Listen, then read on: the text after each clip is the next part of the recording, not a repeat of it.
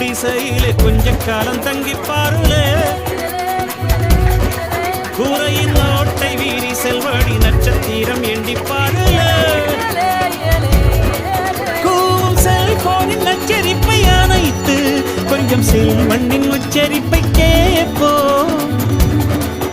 வெறும் காலில் செருப்பின்று நடந்து மண்ணோடு பேசிக்கொண்டு போவோம் மழலைகளாவோ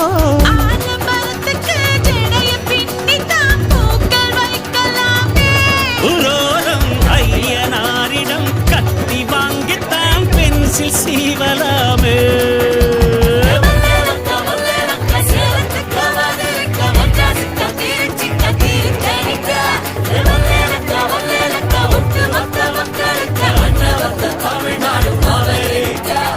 காவிரி யாரும் கை குத்தல் அரிசியும் மறந்து போகுமா